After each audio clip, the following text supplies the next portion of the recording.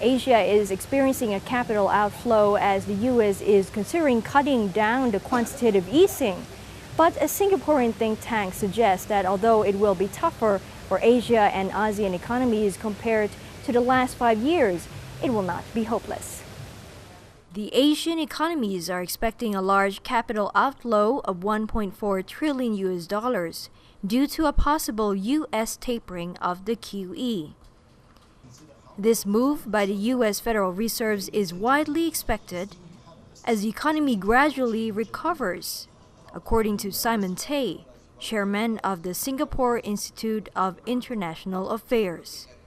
However, the chairman said he believed the magnitude of the crisis will not be the same as the 1997 and 1998 financial crisis, as most of the banks in Asia, as well as ASEAN, are solid. Currencies are now floating rather than fixed, like the 1997-1998 crisis. I think Indonesia and its rupiah has come under a lot of pressure because fundamentally it hasn't reformed enough. You see, when the capital was very high here, we in a way became too comfortable and we didn't continue to reform and open up our economies. Now, in the crisis, we've got to do that. We've got to cut subsidies, we've got to manage the balance of payments and the trade deficits, we've got to manage our budget deficits. And I think if we can keep that, there is a solid reason for ASEAN to continue to grow. He said the trigger points behind the weak currencies in the region have been India and Indonesia, who have current account, trade, and budget deficits. He also said India has refused to open its economy for retail and politicians are not fulfilling their promises. As investors see capital lessen, they need to move elsewhere, and in this case, the United States will take back some of the capital. However, he suggested that other capitals will come in if the reform is done right.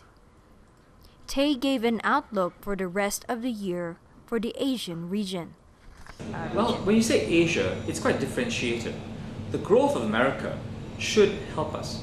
Honestly, our economies like Singapore are still exporting, linking to America and the West, still very strongly. I think that the Japanese Abenomics will bring some capital back to the region as well.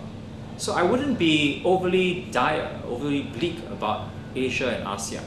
I think there's a lot of room to grow. But it will be harder than it's been in the last 5 years. The last 5 years, with the American problems, everyone turned to Asia and more to ASEAN.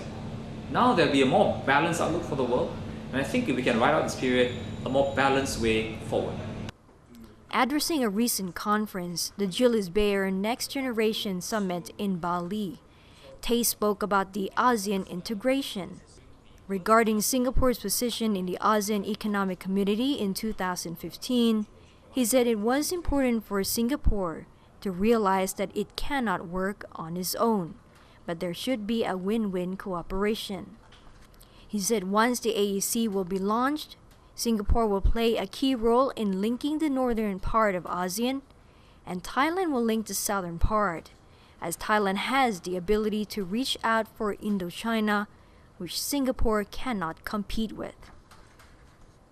He explained Singapore's role in linking the rest of ASEAN counterparts, saying Singapore should take the lead in helping the flow of investment and finance in the 10-country region.